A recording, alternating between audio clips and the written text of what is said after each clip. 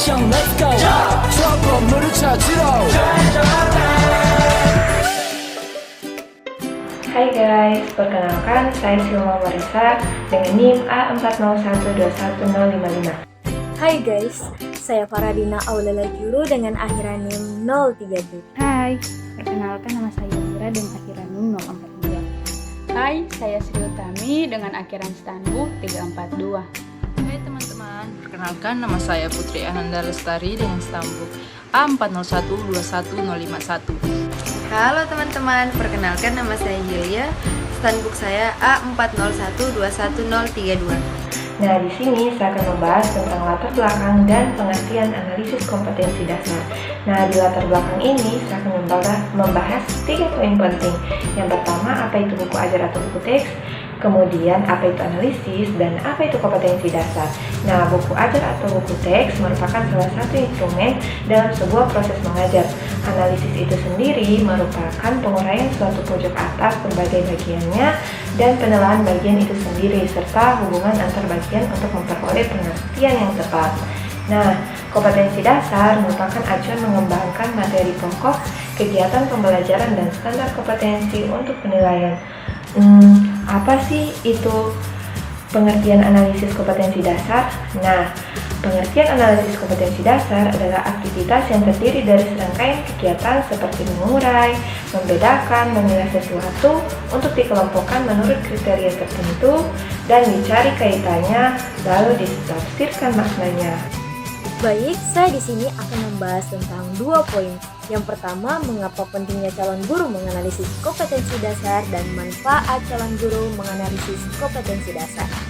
Baik, untuk poin yang pertama, mengapa pentingnya calon guru menganalisis kompetensi dasar? Sebagaimana ditegaskan dalam lampiran Peraturan Menteri Pendidikan Nasional Nomor 41 Tahun 2007 pada tanggal 27 November 2007 yang menyatakan bahwa perencanaan proses pembelajaran meliputi silabus dan rencana pelaksanaan pembelajaran atau yang biasa kita sebut RPP yang memuat identitas mata pelajaran, standar kompetensi dasar, indikator pencapaian kompetensi, tujuan pembelajaran, materi ajar, alokasi waktu, metode pembelajaran, kegiatan pembelajaran, penilaian hasil belajar, dan sumber belajar. Wah, ternyata banyak ya. Nah, dengan demikian maka hukumnya wajib bagi seorang guru maupun calon guru untuk menganalisis kompetensi dasar itu sendiri yang terdapat dalam lampiran standar isi. Lampiran standar isi atau yang biasa kita sebut dengan SI. Nah, karena dengan melakukan analisis, guru akan lebih memahami apa yang dituntut oleh kurikulum itu sendiri. Sehingga dengan melakukan analisis tersebut, maka akan jelas unsur-unsur lain yang diperlukan dalam pembelajaran di kelas. Jadi bukan hanya satu saja ya. Nah, teman-teman, rupanya dari menganalisis itu sendiri ada beberapa poin yang sangat penting yang dapat memberikan manfaat dari menganalisis kompetensi dasar itu sendiri untuk seorang guru maupun calon guru. Yang pertama, knowledge atau biasa disebut dengan pengetahuan. Nah, yang dimana itu kemampuan dalam bidang kognitif tentu saja. Kemudian yang kedua, pemahaman atau understanding, yaitu kedalaman pengetahuan yang dimiliki setiap individu. Poin yang ketiga yaitu kemahiran atau yang biasa kita sebut dengan skill. Yang keempat, nilai, yaitu norma-norma untuk melaksanakan secara praktik tentang tugas yang dibebankan kepadanya. Yang kelima, sikap atau attitude, yaitu pandangan individu terhadap sesuatu. Dan yang keenam, minat atau interest, yaitu kecenderungan individu untuk melakukan suatu perbuatan. Oke, poin yang kedua yaitu manfaat dari menganalisis kompetensi dasar itu sendiri. Mungkin saya memiliki 3 poin saja ya. Nah, yang pertama, dengan melakukan analisis, guru akan lebih memahami apa yang dituntut oleh kurikulum. Nah, sehingga dengan melakukan analisis tersebut, maka akan jelas unsur-unsur lain yang diperlukan dalam pembelajaran di kelas seperti yang saya katakan sebelumnya.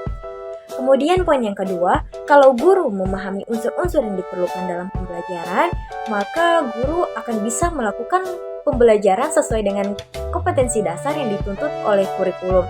Yang ketiga, dengan menganalisis kompetensi dasar, guru dapat membuat indikator yang sesuai dengan kompetensi dasar sehingga siswa dapat mencapai kompetensi dasar yang telah ditentukan. Nah, jadi teman-teman, kompetensi dasar ini sendiri selalu ada tuntutan dari kurikulum yang ada. Nah teman-teman, sesuai yang seperti saya katakan sebelum-sebelumnya, maka tampak bahwa kompetensi dasar ini sendiri sebagai tujuan dalam kurikulum yang bersifat kompleks. Artinya kurikulum berdasarkan kompetensi yang bertujuan untuk mengembangkan pengetahuan, pemahaman, kecakapan, nilai, sikap, dan minat siswa agar mereka dapat melakukan sesuatu dalam bentuk kemahiran disertai tanggung jawab. Nah, dengan demikian tujuan yang ingin dicapai dalam kompetensi ini bukanlah hanya sekedar pemahaman akan materi pembelajaran, tetapi bagaimana pemahaman dan penguasaan materi itu dapat mempengaruhi cara bertindak dan berperilaku dalam kehidupan sehari-hari siswa itu sendiri. Di sini saya akan menjelaskan mengenai pengertian materi belajar dan buku teks.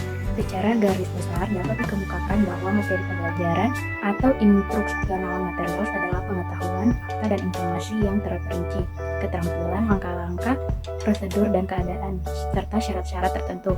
Sikap berisi pendapat, ide, saran, dan tanggapan yang harus dikuasai oleh peserta didik dalam rangka memenuhi standar kompetensi yang ditetapkan. Materi yang ditentukan untuk kegiatan pembelajaran hendaknya materi yang benar-benar menunjang tercapainya standar kompetensi dan kompetensi dasar, serta tercapainya indikator. Jadi dapat disimpulkan bahwa materi pembelajaran adalah segala sesuatu yang diberikan kepada peserta didik dalam kegiatan pembelajaran untuk mengembangkan kemampuan dirinya baik berupa pengetahuan, keterampilan, maupun sikap. Nah, selanjutnya yaitu pengertian kesesuaian analisis materi pelajaran dan buku teks. Menurut Kamus Besar Bahasa Indonesia atau disingkat dengan KBBI, analisis adalah penguraian suatu pokok atas berbagai bagiannya dan penelahan bagian itu sendiri serta hubungan antara bagian untuk memperoleh pengertian yang tepat dan pemahaman arti keseluruhan. Sedangkan menurut Kesuma 2016, analisis materi pelajaran dan buku teks adalah pencarian dan penentuan materi yang cocok yang menjamin sebuah kompetensi dasar atau KD dicapai oleh peserta didik bersama dengan kaitan-kaitannya, materi, prasyarat, dan materi. Sedangkan analisis materi pelajaran adalah kegiatan pemilihan materi esensial dari keseluruhan materi suatu pelajaran yang merupakan materi pelajaran minimal yang harus dikuasai dan dimiliki dalam proses pelajarannya. Materi pelajaran yang esensial itu mencakup tentang konsep kunci, keilmuan, tema-tema utama, dan nilai-nilai dasar yang memiliki karakteristik universal, adaptif, transverbal, afiliatif, dan meaningful. Akan menjelaskan materi mengenai prosedur analisis materi pelajaran dan buku teks. Nah, teman-teman, sebelum kita memberikan materi pembelajaran kepada peserta didik, terlebih dahulu pastinya kita harus menganalisis materi pembelajaran itu. Nah, pada kesempatan kali ini, ada pun hal-hal yang harus kita perhatikan dalam menganalisis materi pelajaran, yaitu diantaranya, nah, yang pertama, kita harus mengidentifikasi dulu aspek-aspek yang terdapat dalam kompetensi dasar dan kompetensi inti. Kemudian yang kedua, kita perlu mengidentifikasi jenis-jenis materi pembelajaran. Kemudian yang ketiga, kita juga perlu memilih jenis materi pembelajaran yang terdapat dalam kompetensi dasar dan kompetensi inti. Kemudian pastinya kita juga harus berorientasi kepada peserta didik. Kemudian kita harus berorientasi pada perkembangan kebutuhan peserta didik. Kemudian yang terakhir, materi kita itu harus konsisten. Materinya yaitu unsur-unsur analisis dalam pembelajaran. Yang pertama, mata pelajaran, yaitu bidang-bidang keilmuan yang dipelajari oleh peserta didik di sekolah yang terdapat di dalam kurikulum. Yang kedua yaitu adalah materi pembelajaran, yang dimana segala sesuatu yang diberikan kepada peserta didik dalam kegiatan pembelajaran untuk mengembangkan potensi dirinya dan kemampuan diri dari peserta didik tersebut. Yang ketiga yaitu ada kompetensi inti, yang dimana yang disitu merupakan tingkat untuk mencapai standar kelulusan dari peserta didik maupun yang dimiliki oleh peserta didik tersebut. Kompetensi inti ini terdiri dari penilaian sikap, sosial, pengetahuan, dan keterampilan. Terus yang keempat ada kompetensi dasar, yang dimana merupakan kemampuan dan dalam pembelajaran untuk suatu mata pelajaran pada masing-masing satuan pendidikan yang mengacu pada kompetensi inti. Dan yang keempat ada materi persyaratan, yang dimana materi persyaratan ini yang harus dikuasai oleh peserta didik agar memudahkan peserta didik untuk memahami dan menguasai materi dari inti. Terus yang kelima ada submateri, yang dimana adalah substansi substansi dari materi pembelajaran yang akan disampaikan kepada peserta didik. Yang keenam ada IPCK, yang dimana adalah indikator capaian kompetensi dari materi inti yang harus dicapai oleh peserta didik pada satu materi kegiatan. Yang ketujuh ada aspek materi, yang dimana yang pertama kedalaman materi, keleluasan materi, dan yang ketiga adalah keterkaitan materi. Dan yang terakhir adalah materi lanjutan, yang dimana materi lanjutan ini lebih tinggi tingkatannya dari materi inti dan dapat kita temukan pada materi kompetensi dasar. Oke, baik, sekian materi yang dapat saya jelaskan. Saya akhiri, wabillahi taufiq wal hidayah. Wassalamualaikum warahmatullahi wabarakatuh.